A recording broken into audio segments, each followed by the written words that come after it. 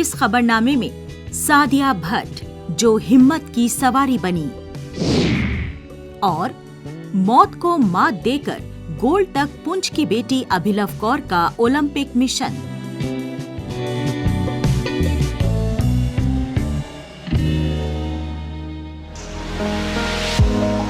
कश्मीर, जहां रिवायत और बदलाव साथ साथ चलते हैं।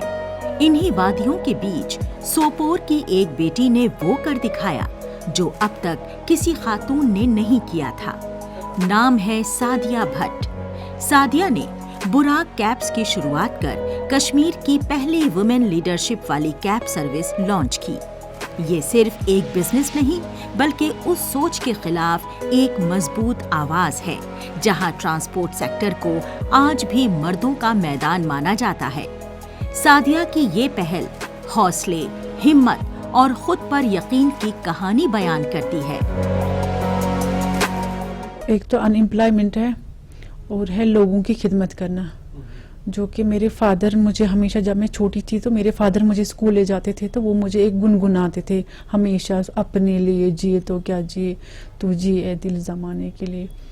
तो कहीं ना कहीं इसकी फैमिली का बड़ा ये होता है, जो हम बच्चों को सिखाते शायद बच्चे वही सीखते हैं। तो मैंने अपनी फैमिली से सीखा। उसके बाद मैंने सोचा है क्यों ना मैं ऐसा कुछ करूं जिसकी वजह से लोगों को फ़ायदा हो। तो फिर उसके बाद मैंने एक प्रपोजल बनाया है, फिर अपने घर वालों से डिस्कस किया है, अपने भाई से डिस्कस किया, अपने फादर से डिस्कस किया, अपने हस्बैंड से डिस्कस किया है, तो उन्होंने मुझे काफ़ी सपोर्ट किया है। कश्मीर का ट्रांसपोर्ट सेक्टर हमेशा से मेल डोमिनेटेड रहा है। ऐसे में एक खातून का इस फील्ड में उतरना आसान नहीं था।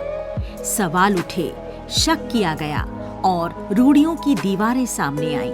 लेकिन सादिया भट्ट ने पीछे हटने के बजाय आगे बढ़ने का फैसला किया।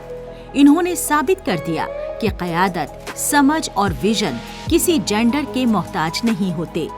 सादिया ने हर चैलेंज को अपने इरादों की ताकत से जवाब दिया।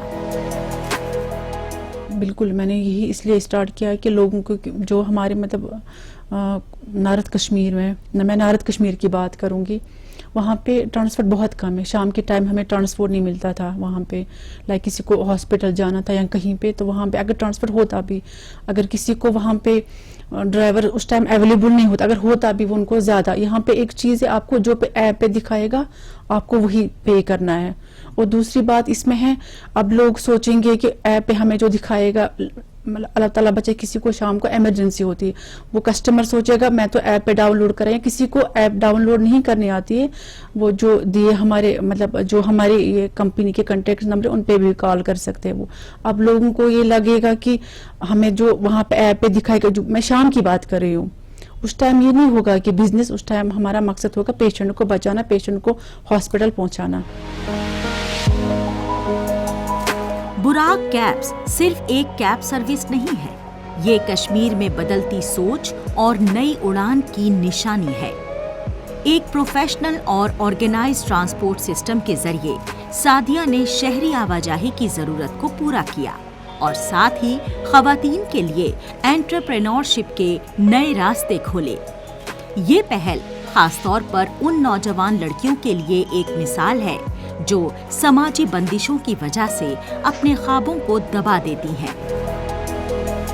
सादिया मैम का तो विजन बहुत ब्रॉड है। उनका ये इनिशिएटिव है, फर्स्ट ऑफ ऑल इसकी जो फर्स्ट और फॉरमोस्ट प्रायोरिटी है वो कि बेरोज़गारी को ख़त्म कर देना, प्लस जो ट्रांसपोर्टेशन की सर्विसेज है जिसमें आजकल डिफ़िकल्टीज़ आती है। नो डाउट कैब सर्विसेज आती है, बट जो कि फार फ्लंग एरियाज़ है, नॉर्थ है, गांव वगैरह है, उनमें ट्रांसपोर्ट की बहुत प्रॉब्लम है।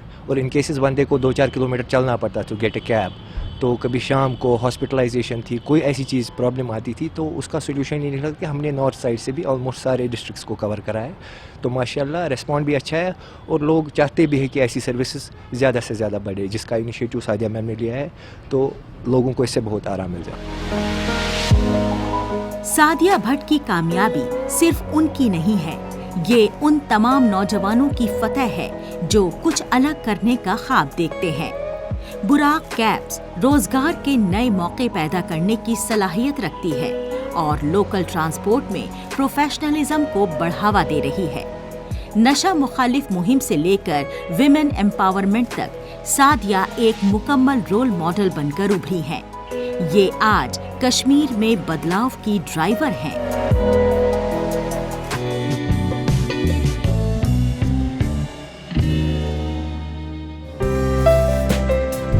पुंछ की सरजमीं से उठी एक बेटी आज मुल्क का नाम रोशन कर रही है। अभिलव कौर, जिन्होंने हॉकी में जम्मू कश्मीर की 16 नेशनल में रहनुमाई की। खेल के मैदान में इनका जज्बा शुरू से ही अलग था। 4 साल कबल जब लैक्रोस के ट्रायल्स हुए थे, इस नए खेल में इनकी दिलचस्पी जगी।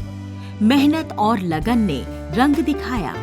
पहले सीनियर नेशनल में सिलेक्शन, फिर 2025 में गोरखपुर में इंडियन कैंप। यहीं से इनके ख्वाबों को परवाज मिली। मैं इस लैक्रोस गेम से जुड़ी और जब इस गेम से जुड़ी तो देखा मैंने कि ये ओलंपिक्स में है गेम, तो हॉकी के सिमिलर है और इसमें ट्रायल्स हो रही थी, तो मेरा इंटरेस्ट बना। मैंने ट्रायल्स दी जाकर, तो मेरी सिलेक्शन सीनियर नेशनल में हुई। उसके बाद मेरा वहाँ से इंडिया कैंप में हुआ जो गोरखपुर में हुआ था अगस्त में लास्ट ईयर।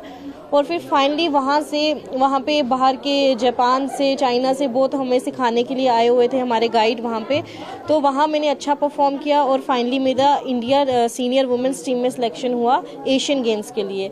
तो ये एशियन गेम्स खेलने के लिए हम सऊदी अरेबिया रियाद में जो हुई है इस बार, वहाँ पे गए और बहुत सारे हमारे मैचेस पड़े हैं। जो फाइनल हमारा पड़ा वो पाकिस्तान के साथ पड़ा और वहाँ पर हमने एक अच्छी लीड से उनको हराकर गोल्ड हासिल किया इंडिया के लिए। तो ये बहुत प्राउड की बात है। मेरी फैमिली, रिलेटिव्स, यहाँ पुंछ के जितने लोग हैं आज इतना अच्छे से वेलकम किया, तो खुशी हुई कि इंडिया के लिए गोल्ड ला सकी, क्योंकि यही सपना मैंने बहुत साल पहले देखा था।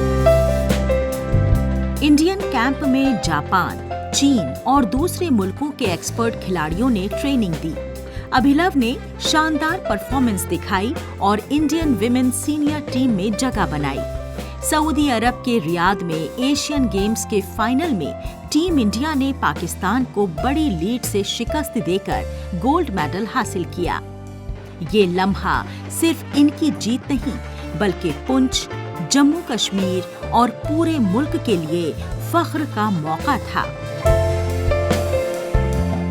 ये बहुत बड़ी फख्र की बात है और सच पूछो तो ये हमारे भी इतनी बड़ी नॉलेज में नहीं था। यूं पता चला तो मैं तो हैरान हो गया। वाकई ये 7 समुंदर पार जाने का मतलब, ये समुंदर से जो हीरा निकाल के लाई बेटी, तो अब तो बहुत फख्र से ही कहना पड़ता है कि वाकई ये फख्र की बात है, बहुत प्राउड की बात है जी। हमारे खासकर जो रिलेटिव्स हैं और हमारी जो फैमिली है, हमारे जो रिश्तेदार हैं, इन सब की मदद से, इनकी हौसला अफजाई से और बहुत बड़ी खुशी मिली बच्ची को, और इसका भी हम बहुत दिल से शुक्रगुजार करते हैं। अभिलव कौर सरकारी डिग्री कॉलेज पुंछ में MTC मुलाजिम है। मास्टर्स इन सोशियोलॉजी कर चुकी हैं और पंजाबी में भी मास्टर्स कर रही हैं। तालीम और खेल को साथ लेकर चलना आसान नहीं होता, लेकिन वाहे गुरु की मेहर और कुनबे के ताउन से इन्होंने दोनों में बैलेंस बनाया। एक हादसे में अपने पहले कोच को खोने के बाद भी अभिलव टूटी नहीं, बल्कि मौत के मुंह से निकलकर और मजबूत होकर लौटी। स्टडी के साथ साथ स्पोर्ट्स में इंटरेस्ट मेरा स्टार्टिंग से रहा और ये वाहिगुरु की कृपा, ऊपर वाले की कृपा की स्टार्टिंग से होता है। कुछ बच्चे जैसे स्पोर्ट्स में पढ़ जाते हैं, एजुकेशनल फील्ड में थोड़ा पीछे लैग कर जाते हैं, या फिर एजुकेशन में है तो स्पोर्ट्स में लैग करेंगे। तो ये ऊपर वाले की जो कृपा रही है मेरे पे कि दोनों को मैं बैलेंस कर पाई। स्टार्टिंग से ही पढ़ाई में भी इंटरेस्ट था। जैसे कि यहाँ पे कुछ लोग मुझे मैक्सिमम लोग बोलते हैं कि तू मल्टी टैलेंटेड है, तो मैं वो चीज़ मानती हूँ, खुद में फील करती हूँ कि ये ऊपर वाले की देन है कि मैं जिस फील्ड में जाती हूँ तो एक्सेल करने की कोशिश करती हूँ। और वही है कि स्टडी को साथ साथ रखते हुए मैंने स्पोर्ट्स को मैनेज किया और बैलेंस करते हुए आज मैं इस लेवल पे पहुंची, तो प्राउड मोमेंट है मेरे लिए। आज अभिलव रोजाना हॉकी और लैक्रोस दोनों की प्रैक्टिस कर रही हैं। इनका अगला मकसद है 2028 लॉस एंजलिस ओलंपिक। ऑस्ट्रेलिया में होने वाले क्वालिफायर में अगर टीम इंडिया क्वालिफाई करती है तो ये उसका हिस्सा बनना चाहती हैं। अभिलव का कहना है, ओलंपिक खेलना हर एथलीट का सबसे बड़ा ख्वाब होता है। पुंछ की ये बेटी आज पूरे जम्मू कश्मीर के नौजवानों के लिए एक मिसाल बन चुकी है।